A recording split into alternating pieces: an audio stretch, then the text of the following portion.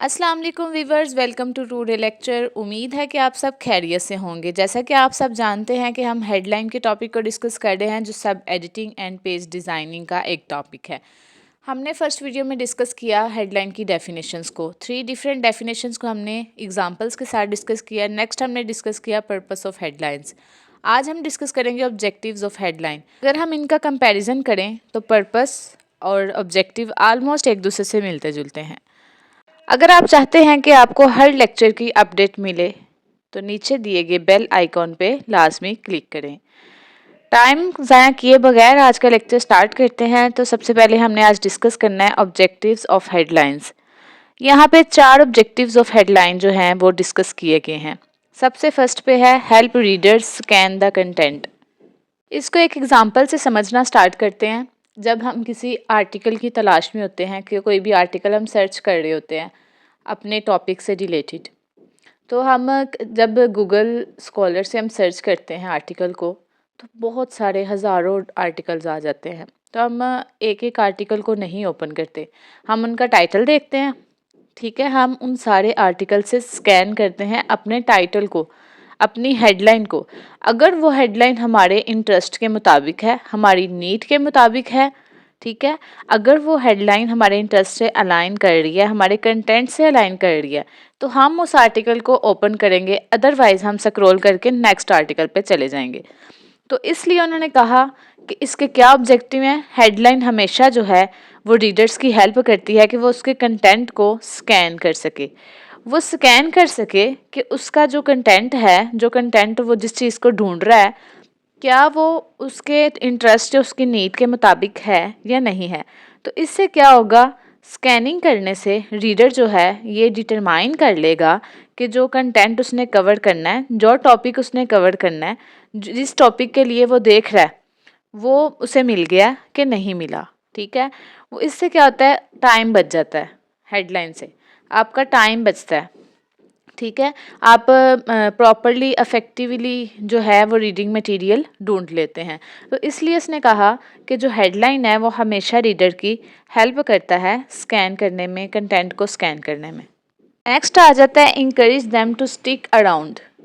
For example, एक ऐसी headline है, एक रीडर ने हेडलाइन उसे रीड किया है तो उसे बहुत अट्रैक्टिव लगी है, क्यूरियस लगी है, सस्पेंस क्रिएट किया उसमें।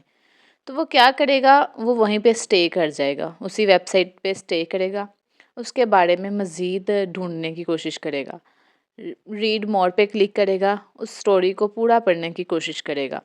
इसलिए इस पॉइंट पे कहा गया कि encourage them to stick around. अगर जो है हेडलाइन रीडर की अटेंशन को कैप्चर करेगी, अगर उसे परसुएट करेगी, तो इससे अगर हेडलाइन कंपीलिंग होगी तो इससे क्या होगा, रीडर जो है उस पेज पे स्टे करना ज़्यादा पसंद करेगा, वो उस कंटेंट के बारे में फ़र्दर एक्सप्लोर करेगा।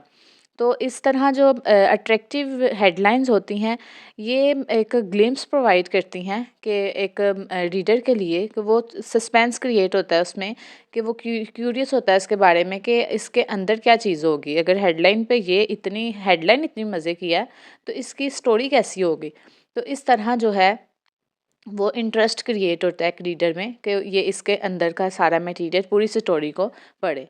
नेक्स्ट आ जाता है indicate what type of content it is. अब जो हेडलाइंस होती हैं ना, वो अक्सर जो हैं वो किसी भी कंटेंट का फॉर्मेट प्रोवाइड करती हैं, कंटेक्स्ट प्रोवाइड करती हैं। हेडलाइंस बताती हैं कि आपका जो कंटेंट है वो किस किस्म का है, आपके कंटेंट का फॉर्मेट किस किस्म का है। आपका जो कंटेंट है वो न्यूज़ स्टोरी है, न्यूज़ आर्टिकल है, या कोई ओपिनियन पीस है, या फिर कोई रिव्यू रिपोर्ट है, थीसिस है, कोई आर्टिकल बुक फॉर्म का आर्टिकल है। आपकी जो हेडलाइन है वो ये भी इंडिकेट करती हैं।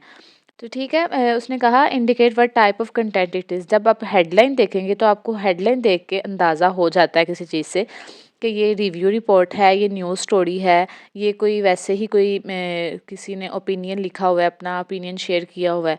तो इस तरह की जो इन्फॉर्मेशन होती है ये रीडर की हेल्प करती है कि वो कंटेंट का स्टाइल और पर्पस को समझ सके।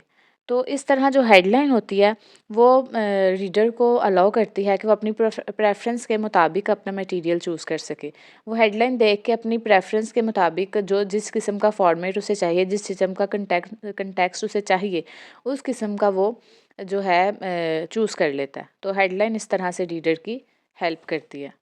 नेक्स्ट ऑब्जेक्टिव है समराइज मेन पॉइंट। वही बात बार बार जो हम पीछे डिस्कस कर चुके हैं कि जो हेडलाइन है वो आपके पूरे कंटेंट को समराइज करती है। आपके पूरे आर्टिकल में क्या है, आप हेडलाइन के 7, 8 या 12 लफ्ज़ों में आप बता देते हो कि आपके पूरे आर्टिकल में किस चीज़ के बारे में है या पूरे आर्टिकल में क्या बात हो रही है। तो जो एक वेल क्राफ्टेड हेडलाइन होती है, ये मेन आइडिया प्रोवाइड करती है आपके कंटेंट का, रीडर को इनसाइट प्रोवाइड करती है कि वो जान सके कि आपका कंटेंट किस चीज़ के मुतालिक है। ठीक है, कि आया कि उसकी ज़रूरत के मुताबिक है या उसके इंटरेस्ट के साथ मैच हो रहा है या नहीं हो रहा। इस तरह से रीडर को पता चलता है आपकी हेडलाइन पढ़ने से कि ये आपका कंटेंट उसकी नीड, उसके इंटरेस्ट के मुताबिक है या नहीं है।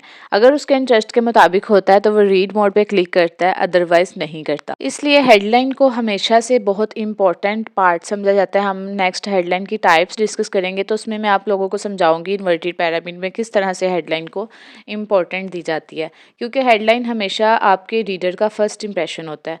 अगर हेडलाइन उसकी पसंद में आएगी तो वो नेक्स्ट आपको रीड करेगा, अदरवाइज आपको वहीं छोड़ देगा। इसलिए headline is the most important part of every content.